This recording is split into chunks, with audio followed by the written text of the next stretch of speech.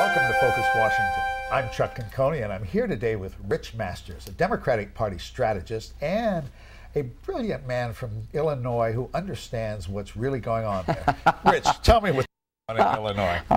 I wish I had a better explanation for what's going on. Apparently, the governor there, Rod Blagojevich, has lost his mind.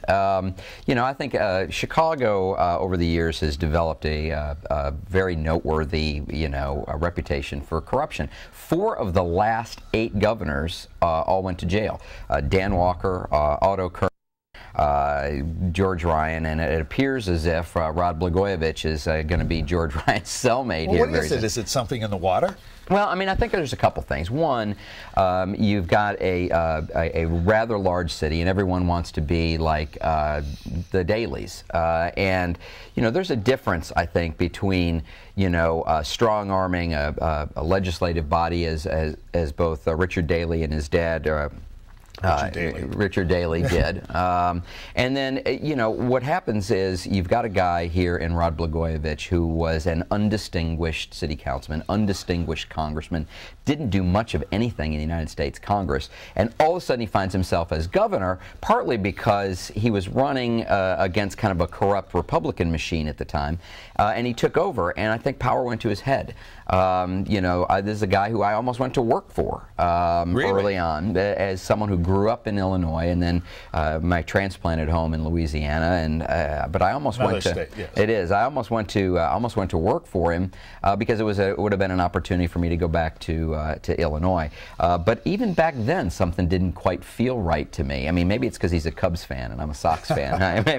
maybe that has something to do with it, Chuck. Well, I understand that it never felt right with Obama in many ways, but who didn't support his run for governorship, right? Well, he did, but he didn't early on. Didn't support him in the primaries. Didn't support him in the primaries, and Blagojevich didn't support Obama, and there's a clear tension there. I mean, the one huge bit of good news for Barack Obama and people who are Obama supporters like myself is it was pretty clear from those tape recordings that Obama was not playing ball at all, and you could, because Blagojevich called him, all sorts of expletives because he wasn't willing to names. Yes, because he wasn't willing to play, in that sandbox. And the sad part is now, what does Rod Blagojevich do?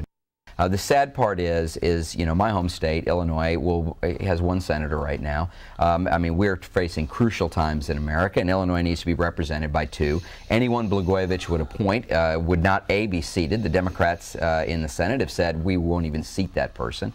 So there's a lot of long processes. Rod Blagojevich had to do what's right for his state, finally put his state ahead of his own personal interests, resign, that the lieutenant governor, Pat Quinn, can appoint someone so that Illinois can have 2 United States senators. Now listen, Dick Durbin is probably as powerful and as savvy and as smart as 12 United States senators all rolled into one, but still Illinois senator. But this is still going to be a problem for Obama. I mean, you hear people saying somebody on his staff at some point must have spoken to him, and that Rahm Emanuel's name has been coming up. Well, I mean, the truth is that there's also word that Rahm Emanuel was one of the leakers that went to the FBI and said, listen, this guy is bad news. We need him out. And so, clearly there was contact, and President-elect Obama said yesterday pretty clearly that he had no contact with him, but that there are probably staff members that did, and he is going to sort out who talked to who in the governor's office, and he's going to make that publicly available. The sooner he does that, the better.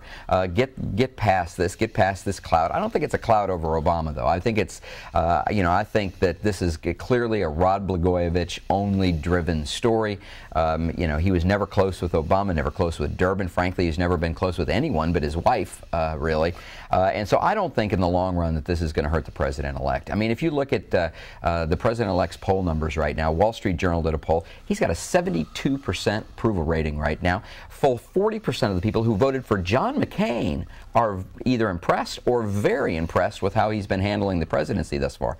And so I don't think this is going to have any long-term effects whatsoever on Barack Obama. Boy, it certainly sounds. I mean, but again, you coming from Illinois, I mean, you say a big city, but it's a lot of big cities that haven't had this history. Right. And I worked there as a newspaper man.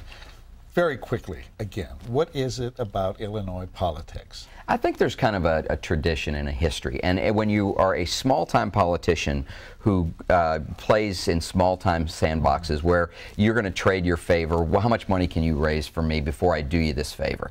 Those are the things that kind of go on in politics really all over, in specific in Illinois. And then you've got a guy like Rod Blagojevich who went from obscure congressman to governor overnight.